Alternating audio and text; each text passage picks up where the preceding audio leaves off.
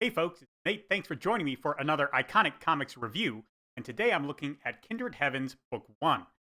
This is an interesting change of pace, I'd say, from the Iconic Comics lines that I've been reading so far. It maintains a bit of the cartoony tone that defines their landmark series of Black Hops and Common America.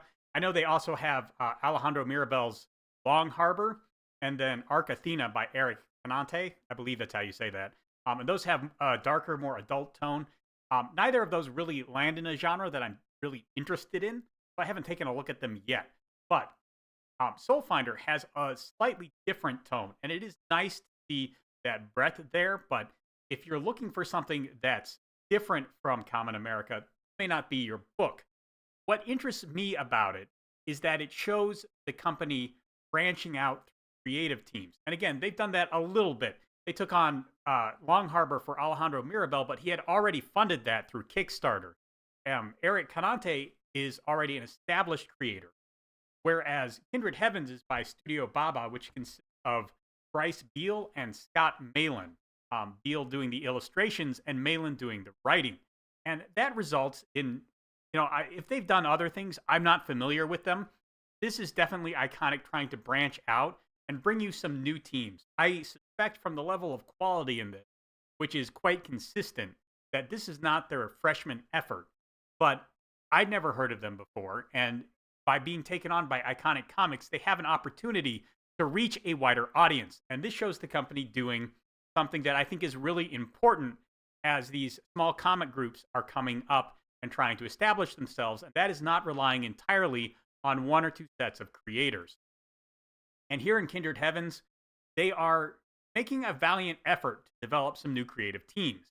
I'll talk some more about how well I think they succeeded in a little bit, but let's break down everything you're getting first. And if you're not familiar with the format of these reviews, I'm going to do a review of the book, how it feels, how it is physically, paper stock, that kind of thing. Then I'm going to talk about art, the writing. I'll offer a recommendation to pick it up or not. And then I'll go into some spoiler talk and I'll offer some more in-depth critiques and commentary on the story. Kindred Heavens Book 1 has the usual Iconic comic quality. It's well printed, feels great. The paper quality is a little glossy. Honestly, a little glossier than I personally prefer, but probably in the sweet spot for most people. And the binding is going to hold up to several readings. I mean, you can probably read this 20, 30, maybe 50 times before you start seeing pages coming loose or something like that. That's more than most people read something like this. And if you hang on to this until maybe a hardcover omnibus comes out, you're going to still have a very nice quality book by that point. Also got a lot of interesting stuff. Now, as longtime viewers of this channel know, I'm not a big fan of tchotchkes with a Kickstarter. I usually like just the book, maybe a poster or something like that.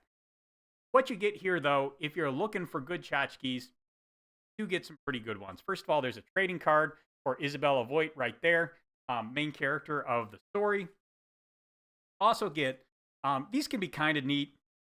You get these business cards for Carl Voigt, the owner of Pegasus Racing Group, which is Isabella's company, and then Alexander Fitch for Cerberus Racing Company. These are the two competing factions in the story.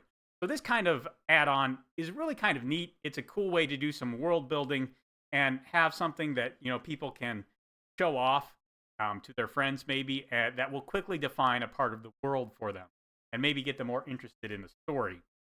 There's a bookmark, which is, I don't know many people who use bookmarks anymore, but if you do, kind of a nice looking one, and it shows off Bear's art style pretty well. Did I get that right? Bear's the illustrator, I believe. Quick check here. Or Beal, excuse me, is the writer. Malin is the artist. I don't know if Scott Malin, any relation to John Malin. Again, I don't know much about this creative team, but I suspect not. So you also get some stickers. If you're into stickers, you get 2 identical sheets. Those are pretty cool. I don't have something that I tend to put a lot of stickers on, but especially if you have younger kids, that might be really nice. The thing that really caught my eye was this enameled pin. And this is actually a really, really nice item.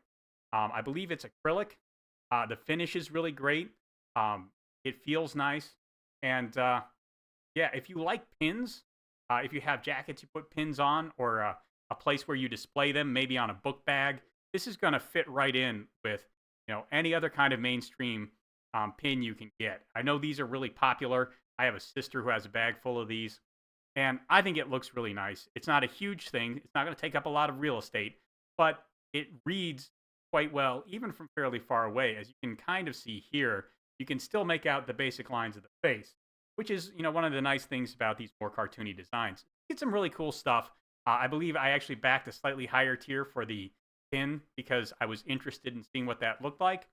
But all in all, good stuff. Again, a lot of these kind of tchotchkes that come with a Kickstarter are going to be to taste.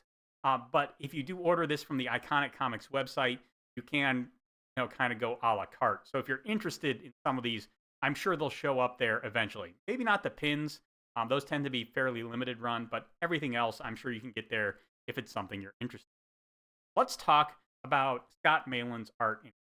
And it is, as I said before, a pretty loose, cartoony style. Looks aimed a little bit more at young adults. Actually, it kind of reminds me of the art in, here's just a example page. It reminds me a bit of the art in Crimson Wren of the True North. That's what I was looking for. It has that very appealing but kind of pastel style. It doesn't pop like a lot of four-tone art would from the old glory days of comic books. It has cell shading, so it looks maybe a little more animated. Not a lot of heavy hatching. I think it's very good art. It really suits the story. It's not going to be to everyone's taste. And you know what? I really don't have a problem with comics being told in art that is very to taste, as long as it is appropriate for the story. And again, Kindred Heavens is a light story about a girl trying to work out her role in life, how she's going to work with her family, and how she's going to live up to the reputation of her mother. And I think it's a very fitting art style for that kind of story. Very good stuff there. I think Malin has a pretty good command of not just anatomy, posing, but composition. And importantly, for this story, he has a really great sense of how to illustrate these almost Miyazaki-esque flying machines, which are a big part of this story. Because this is about people racing these flying contraptions in kind of like a road race. It's not like on a circuit like NASCAR. They're out and they're racing across the roads in the countryside of, I believe, Europe. So you can see here some illustrations of these flying machines. They're very whimsical. They're very neat looking. Again, they remind me of something you might see in Nausicaa Valley of the Wind or Last Exile, if you're familiar with either of those franchises. And again, they are, I don't want to use the word whimsical too much, but they just kind of make you smile when you see them. They have that sense of fun and lighthearted adventure to them. There's not a whole lot of hard physics there. Again, it appealed to me, but I understand if it doesn't appeal to everyone.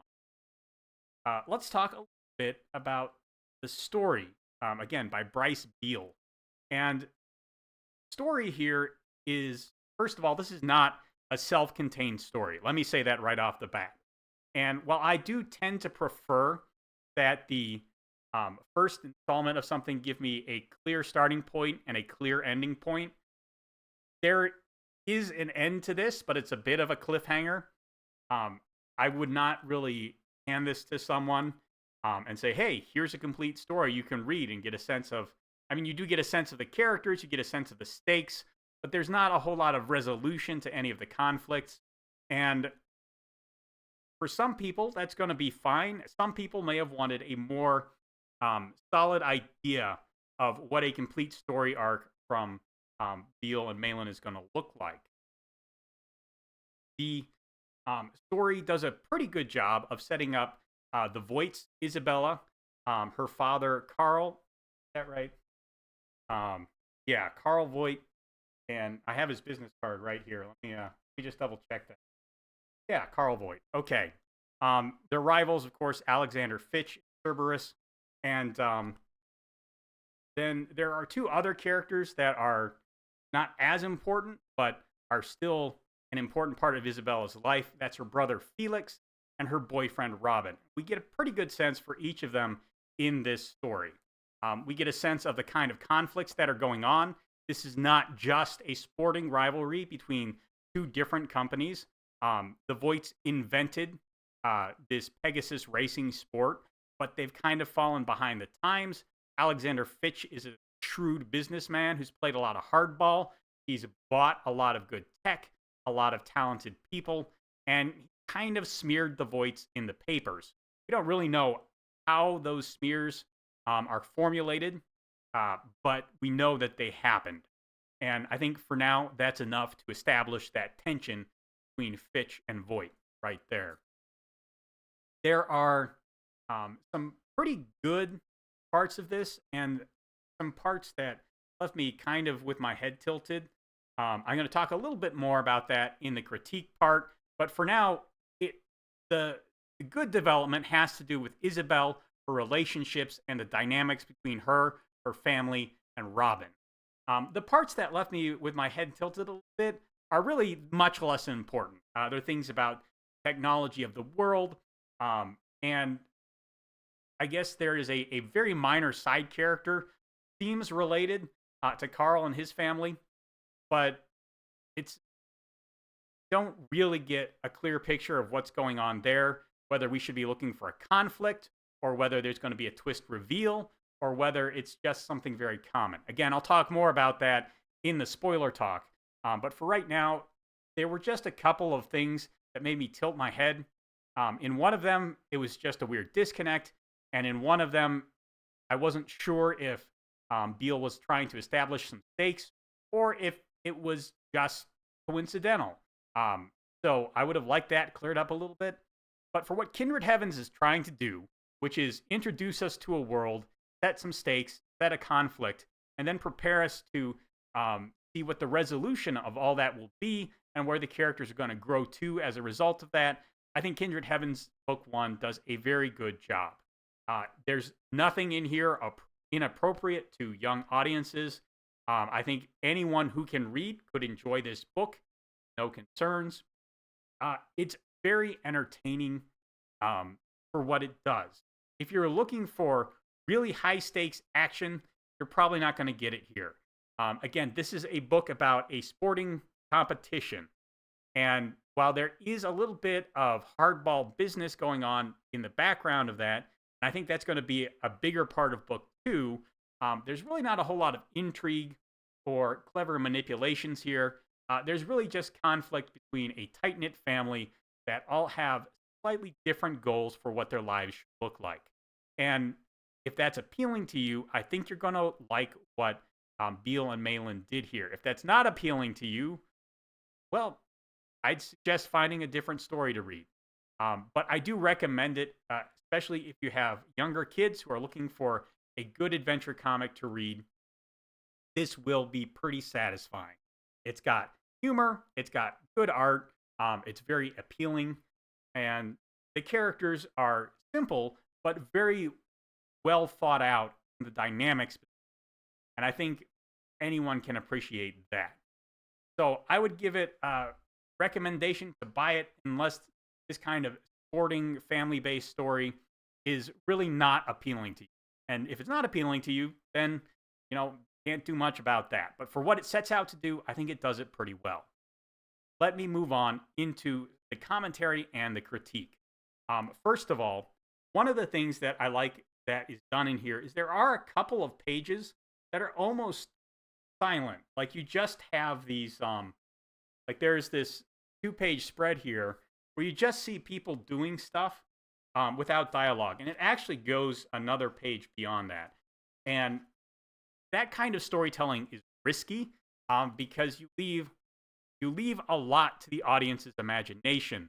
And there's a possibility they're going to infer things that you didn't mean to do or say there.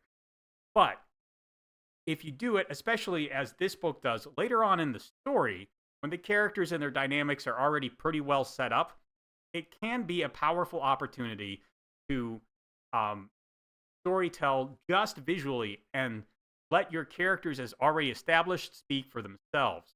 I think Beale and Malin accomplished that very well here. That's not the only instance of it either. It's pretty impressive to have just one sequence like that in a book um, of, let's see here, 100 and it looks like 104 pages. And by the way, page numbers, good call. Really glad to have those. Um, but in a book of 104 pages, having 3 pages that dare to do that, pretty impressive. And I believe there's more like 5 in here. As someone who writes, I appreciate the good use of text, but that visual storytelling is a key part of the medium, and finding ways to work it in and allow it to stand on its own is very impressive. And I like seeing that in my comic. I don't like a wall of text on every page. And, there's really no walls of text in this at all, which is also fine. But to have those pages that are just art telling you the story, I like it. There are, as I said in my review, there's one place in here where they're talking about some of the technology behind the races, and I was a little confused. So Isabel is he aspires to be a pilot in these Pegasus races. Like, she wants to fly one of these flying machines in the race, and her dad doesn't want her to. And I can kind of understand that. It's a pretty risky sport, probably riskier than NASCAR is now.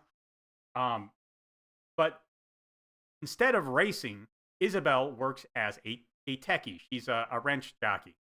She kind of heads up one of the maintenance teams, and we actually see her doing that. She's very good at it, but she also tinkers and invents. And she finds some schematics that her dad was working on for a new kind of engine. And as I was reading this, all the flying machines we've seen so far are driven by propellers. So my mind immediately went to a jet engine. And indeed, if you look at the blueprints, it does kind of look like a jet turbine. But then when Isabel describes it, she says it's a new type of engine that powers itself by combusting fuel, blasting itself forward with a series of miniature explosions. Well, that sounds more like a rocket. And indeed, what we see on the page looks more like a rocket. And Carl Voit describes it as a rocket, but then Isabel names it a jet engine, and I wasn't quite sure which one it is. They are different, at least in our world, they're different, and it looks more like a rocket than a jet engine. It's described, so I'm not sure exactly what it was, and it just kind of threw me. If it's supposed to be something new and entirely different, then I'm not sure why it wasn't given a new kind of name, although both jet and rocket are pretty good names. They do describe very different things, right? Like a jet pulls in air and throws it behind it, and a rocket actually fires out the fuel that it's burning in order to propel itself. So they are, two different concepts. I don't know if it's really important. It's just there's this kind of retrofuturism to this. There's seeing existing tech as it's being worked on, but worked on in a alternate historical context. It kind of reminds me of a manga called Pumpkin Scissors, where technology is developed in this totally different and wild, ahistorical way in a parallel world. I always found that series fascinating because the implications of the technology were different in these different contexts. I don't think Beale is looking to do something like that here. But yeah, the difference between rocket and jet probably isn't important. Just threw me for a minute there.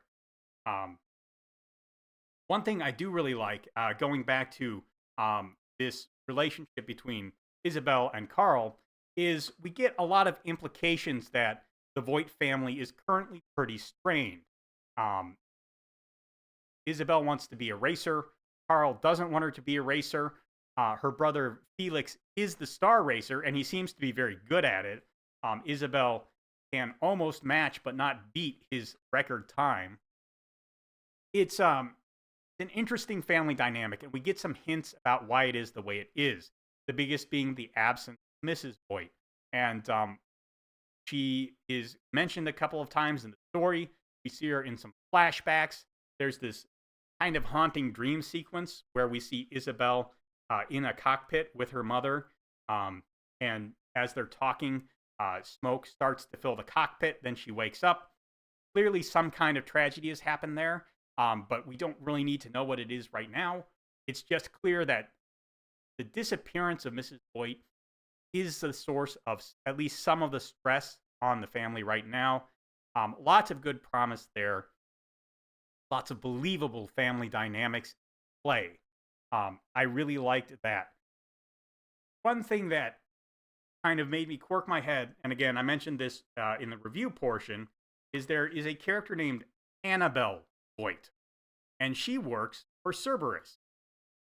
And I'm not sure whether that's supposed to be like an estranged member of the Voight family.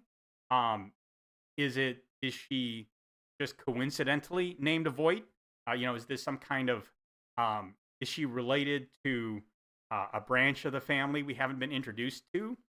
It's all very strange because her last name could have been anything. It didn't have to be Voight.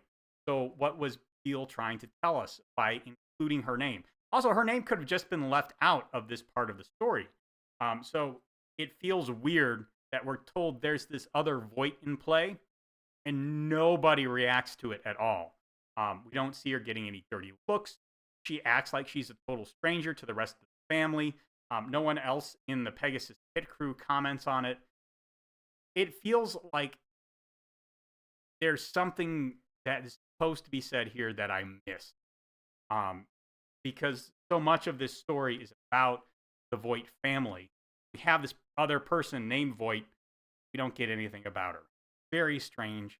I would have liked at least a hint that we were going to get a payoff for that down the road.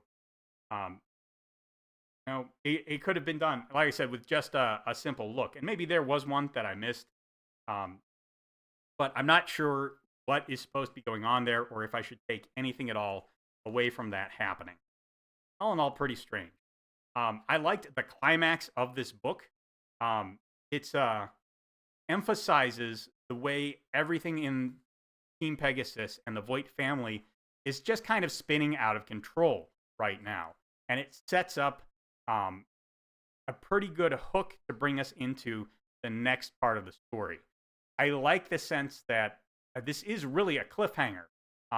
Team Pegasus just digs themselves into a really deep hole, really, in the last 20 pages of this book. And it builds a lot of motivation in the audience to go out and get the next one to find out how are they going to get out of this.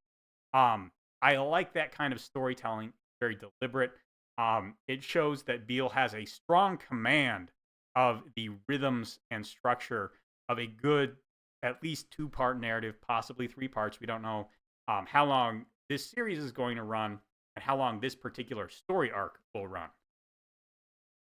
It would be interesting to see Iconic Comics change up the formula because, the Common America books have 4-book arcs. Black Ops has kind of gone one book to the next.